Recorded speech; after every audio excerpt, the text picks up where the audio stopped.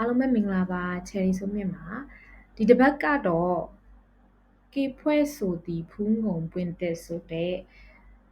ဆရာမကြီးကြည်အေးရဲ့စာအုပ်လေးပေါ့နော်ဒီစာအုပ်လေးကိုဖတ်ဖြစ်ပါတယ်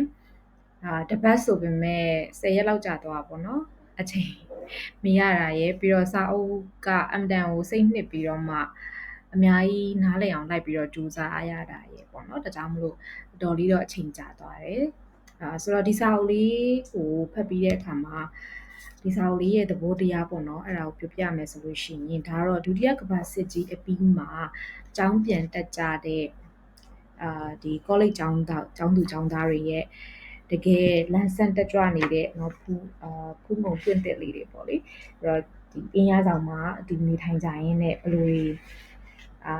သူတို့ရဲ့ဘဝကိုဘယ်လိုဖြတ်တန်းကြတယ်။ကြောင်နေစာတူဘဝเนาะသူတို့ဘာတွေပြောဆိုဆွေးနွေးကြတယ်ပြီးတော့ဒီလူငယ်လေးတွေတူးချင်းစီရဲ့မတူညီတဲ့ဇယိုက်တဘာဝတွေရဲ့ပေါ့เนาะအဲ့ဒါတွေကိုအကောင်ဆုံးပုံဖော်ထားတဲ့ဒီမြင်ကွင်းပေါ့ဒါလေးကိုတော့ကျွန်မမြင်ရတယ်။ဆိုတော့ဒီမှာကြည့်လိုက်မယ်ဆိုလို့ရှိရင်စာအုပ်နာမည်ကလည်းနည်းနည်းစတာပေါ့เนาะကေဖွဲ့ဆိုသည်ဘုံငုံပွင့်တက်ဆိုပြီးတော့မှပေးထားတာဆိုတော့ကျွန်မဖတ်ရင်နဲ့မှနောက်ဆုံးကျမဘယ်လိုသဘောပေါက်သွားလဲဆိုတော့သူကဆရာမကြီးကဒီကေဖွဲ့ဆိုသည်ဆိုတဲ့နာမည်နဲ့ဒီဝတ္ထုလေးကိုအရင်ဆုံးရေးခဲ့တယ်ပေါ့နော်ရေးခဲ့ပြီးတော့ဝတ္ထုကအဆုံးသက်တယ်လို့မသက်တယ်လို့နဲ့သူကအနားယူသွားတာပေါ့နော်အနားယူသွားတယ်ဆိုတာကဆက်ပြီးတော့ဒီဇက်ကောင်လေးတွေအကြောင်းကိုဆက်ပြီးတော့သူမရေးပြတော့ဘူးဆိုတော့ဒီကေဖွဲ့ဆိုသည်ကပထမဦးဆုံးပုံနှိပ်မှုကကြတော့သူက1963လောက်မှာပထမဆုံးပုံနှိပ်မှုစပြီးတော့မှရိုက်တယ်ပေါ့နော်အဲ့ဒီနောက်မှာကြာသွားလိုက်တာဒီနောက်ဆက်တွဲဇက်သိမ်းဖို့ရာအတွက်က1998ခုနှစ်ကြာမှပဲဖူးငုံပွင့်တက်ဆိုပြီးတော့မှဆရာမကြီးကနောက်ဆက်တွဲအနေနဲ့ပြန်ပြီးတော့မှရေးတယ်ပေါ့နော်အခုဒါကတော့ဒီစာအုပ်ကတော့နောက်ဆုံး version လို့ပြောရမှာပေါ့ကေဖွဲ့ဆိုသည်ဖူးငုံပွင့်တက်ဆိုပြီးတော့မှဇက်သိမ်းပိုင်းနဲ့ပါတယ်ဆိုတော့ဝတ္ထုစာအုပ်တစ်ခုဖြစ်သွားတာပေါ့နော်အခုကတော့အဲ့တော့ဆရာမကြီးကလည်းသူကဂျားထဲမှာရှင်းပြထားတယ်ပေါ့သူဒီဟာကိုဘာကြောင့်မရေးဖြစ်တော့ဘူးလေပြီးတော့ဘာကြောင့်ဆက်ပြီးတော့ရေးဖြစ်တယ်လဲဆိုတဲ့ဟာမျိုးလေးလည်းဒီမှာသိလိုက်ရတယ်ပေါ့နော်ဖတ်လိုက်ရတယ်ဆိုတော့ဒီမှာဆိုလို့ရှိရင်ဒီဒုတိယကမ္ဘာစစ်ကြီးအပြီးမှာကြီးပြင်းလာကြတဲ့ရန်ကုန် college ကျောင်းသားကျောင်းသူတွေရဲ့ဘဝကိုအဓိကဆောင်ပေးပြီးတော့မှဖော်ပြထားတယ်ဒီထဲမှာအဓိကဇက်ကောင်ကတော့တချင်းဆိုတာအမ်တန်တော်တဲ့ပြီးတော့ပါရမီပါတဲ့ဝါသနာပါတဲ့မြတ်ကေခိုင်ဆိုတဲ့အမျိုးသမီးလေးကိုပေါ့နော်ဥတည်ပြီးတော့မှဇက်ကောင်ရေးထားတယ်ပြီးတော့သူ့ရဲ့နောက်ထပ်ဒုတိယဇက်ကောင်တစ်ယောက်ကကြတော့အမျိုးသမီးပဲပေါ့နော် main ကလေးပဲအထွေးဆိုတဲ့ဇက်ကောင်တစ်ခုကိုလည်းထည့်ထားတာတွေ့ရတယ်ဆိုတော့ဒီမှာတဦးချင်းစီကတော့မတူညီတဲ့ဇယိုက်တဘာဝလေးတွေရှိကြတယ်ပေါ့နော်မြက်ကေခိုင်ကိုတော့ဒီဇက်ကြောင်းတစ်ခုလုံးမှာ K ဆိုပြီးတော့မှသူကလည်းသူ့ကိုယ်သူ K ရဆိုပြီးတော့မှပြောတဲ့အမျိုးသမီးလေးအနေနဲ့ပုံဖော်ထားတယ်ပေါ့အဲ့တော့သူတို့တွေက college မှာလာကြတယ်သူတို့ကျောင်းတက်ကြတယ်တချင်းဆိုတာကတာတွေဝါသနာပါကြတယ်သူကလည်းစာဖတ်တာဝါသနာပါကြတယ်စဖြစ်ပေါ့နော်အဲ့တော့ college ကိုလာတက်ပြီးတော့စာရေးစာဖတ်တယ်အင်းရဆောင်မှာအတူနေထိုင်ကြတယ်ပေါ့နော်အဲ့လိုနေထိုင်ရင်းနဲ့မှ K ကသူနဲ့ပေါင်းလို့တင်လို့ရနိုင်တဲ့အမျိုးသမီးတယောက်ပေါ့နော်တငယ်ချင်းတယောက်ကိုသူကရှာတွေ့တယ်သူကတော့အထွေးပေါ့လေအဲ့တော့အထွေးရဲ့ character ကတော့တော်တော်လေးထူးဆန်းတာပေါ့နော်အထွေးကတော်တော်လေးလဲစာဖတ်သလိုစဉ်းစားတွေးခေါ်နိုင်တဲ့ဒီပြောနိုင်ဆိုနိုင်တယ်ဝင်ရောက်ပြီးတော့မှတခုခုဆိုလို့ရှိရင်လည်းဆွေးနွေးနိုင်တဲ့ဒီဉာဏ်ပညာရှိရပေါ့လေနော်သူ့ရဲ့စဉ်းစားတွေးခေါ်ပုံတွေကတာမန် college ကျောင်းသူတွေရဲ့စဉ်းစားတွေးခေါ်ပုံနဲ့မတူဘူးပြီးတော့တခုခုပေါ်မှာသူခံယူထားတဲ့ခံယူချက်တွေကလည်းတော်တော်လေးကိုအဲ့ဒီသူတို့ရဲ့အရွယ်တန်းကျောင်းသူတွေရဲ့လက်ခံထားတဲ့ပုံစံနဲ့ကွဲပြားနေတာမျိုးလေးတွေဖော်ပြထားတယ်ပေါ့နော်ဆိုတော့ဒီမှာသူကတော့မိဘနဲ့သူ့ရဲ့အမေနဲ့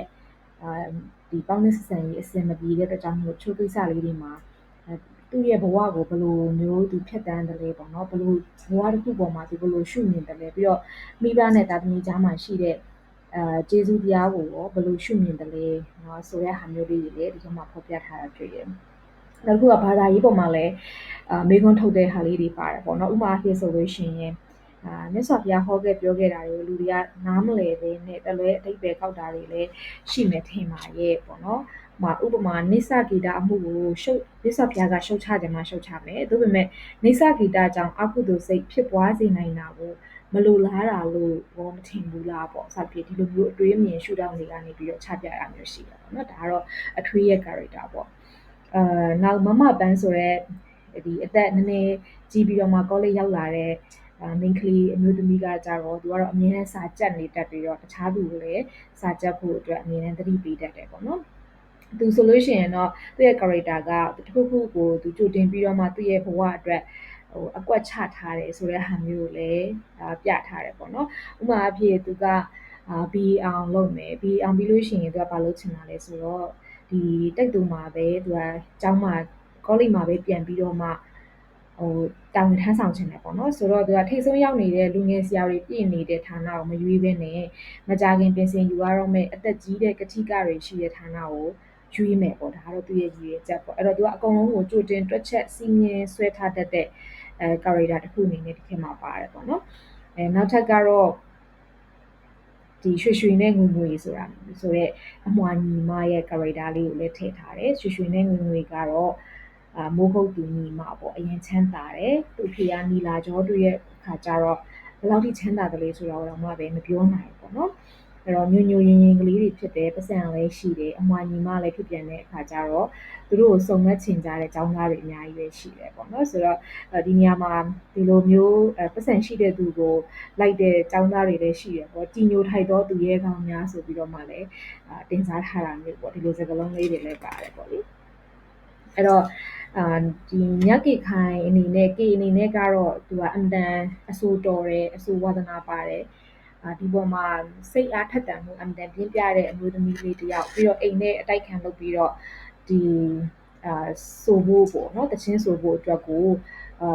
ုသူစိတ်ပါဝင်စားမှုအများကြီးရှိတဲ့အမျိုးသမီးလေးတယောက်အနေနဲ့ပုံဖော်ထားတယ်သို့တော်လည်းပဲမြတ်ကေခိုင်ရဲ့ဘဝကကြတော့အထွေးနဲ့မတူတာကသူ့ရဲ့မိဘတွေဟာအင်တန်ချစ်ခင်တတ်တယ်ပြီးတော့သားသမီးကိုပြုစုပြောထောင်တဲ့နေရာမှာချမ်းသာတဲ့သူတွေမဟုတ်တော့ညာလဲချစ်ချင်းမြတ်တာကိုဘယ်လိုပြရမလဲပြီးတော့ဘယ်လိုထိန်းချောင်းရမလဲဆိုတဲ့ဟာကိုလည်းကောင်းကောင်းသိတယ်ဆိုတဲ့ဟာမျိုးပေါ့နော်ဒါမျိုးလေးတွေပုံဖော်ထားတာကိုတွေ့ရတယ်အဲ့တော့မိဘတွေကသားသမီးကိုထိန်းချောင်းတဲ့နေရာမှာလည်းအတင်းကျပ်တာမျိုးတွေလည်းမဟုတ်ဘူးပိတ်ပင်တာမျိုးတွေလည်းမဟုတ်ဘဲနဲ့ဒါပေမဲ့တစ်ဖက်မှာလည်းចောင်းလေးပြီးအောင်ဘယ်လိုသွားမှာလဲဘယ်လိုဆက်ပြီးတော့မှတက်မှတ်ပြီးတော့သွားမှာလဲပေါ့နော်တစ်ဖက်ကလည်းသူ့ရဲ့ဝါသနာကိုမပိတ်ပင်ဖြစ်အောင်တစ်ဖက်ကလည်းမိဘတွေရဲ့လိုချင်တဲ့ရည်မှန်းချက်ပန်းတိုင်ပေါ့နော်ဗာလဲចောင်းပြီးစီချင်တာလားဘွဲရစီချင်တာလားစဖြစ်ပေါ့အဲ့ဒါတွေရဲ့ကြားထဲမှာဘယ်လိုမျိုးညှိနှိုင်းဆောင်ရွက်ကြတယ်လဲဆိုတဲ့ဟာမျိုးတွေပေါ့အဓိကတော့မြတ်ကေခိုင်ကသူ့ရဲ့ဘဝကိုတက်မတ်သူရှောက်သွားနိုင်တယ်လို့ပြောရမလားပေါ့လေအဲ့ဒါကလည်းပါလဲဆိုတဲ့အခါကျတော့မိဘတွေရဲ့ချစ်ချင်းမြတ်တာပြသမှုတွေလည်းပါတယ်ပေါ့နော်ဒါတော့ကေဖွဲ့ဆိုဒီဝိထုပတ်အချမ်းမှာပေါ့နော်နောက်ပိုင်းဒီဖူးငုံပွင့်သေးအပိုင်းကိုဆက်ပြီးတော့ဆရာမကြီးကရေးတဲ့အခါကျတော့အထွေးရဲ့စက်ကြောင်းပေါ့နော်အထွေးကသူစာတွေအများကြီးဖတ်တယ်သူစဉ်းစားဆင်ခြင်နိုင်တာတွေရှိတယ်တခြားလူတွေနဲ့မတူဘဲနဲ့ထွင်းဖောက်ပြီးတော့တွေးတတ်တဲ့သဘောတဘာဝရှိတဲ့သူတယောက်အနေနဲ့တစ်ခါလေကြာရင်ဒီထိန်းကွပ်မှုပေါ့နော်ပြီးတော့မိဘတွေရဲ့ပံ့ပိုးကူညီမှုပေါ့ဒါတွေမရနိုင်တဲ့အခါကျတော့အချို့ကိစ္စတွေမှာဇွတ်တရွတ်သွားပြီးတော့ဆုံးဖြတ်တာမျိုးလေးတွေပေါ့အဲ့ဒီရဲ့တရုတ်တကံလေးကိုလည်းဖော်ပြထားတာတွေ့ရတယ်တိုးတော်လည်းပဲသူ့ကိုဘေးပတ်ဝန်းကျင်မှာသူ့ရဲ့မိဘတွေကပံ့ပိုးကူညီမှုမြတ်တာမပေးနိုင်ပေမဲ့လို့လည်းဆွေမျိုးတွေညီကိုမောင်နှမတွေနဲ့တငယ်ချင်းเนาะတကယ်ချစ်ခင်တဲ့တငယ်ချင်းတွေကဝိုင်းဝန်းပြီးတော့မှကူညီကြတယ်ဝိုင်းဝန်းပြီးတော့မှအကြံပြုကြတယ်ဆွဲခေါ်တယ်စဖြစ်ပေါ့နော်သူ့ရဲ့စဉ်းစားနိုင်မှုကိုလည်းမြင်အောင်လို့ပြန်ပြီးတော့ပုံဖော်ပေးတယ်ဆိုတဲ့ဟာမျိုးလေးလည်းရှိတယ်ပေါ့လေဒါကတော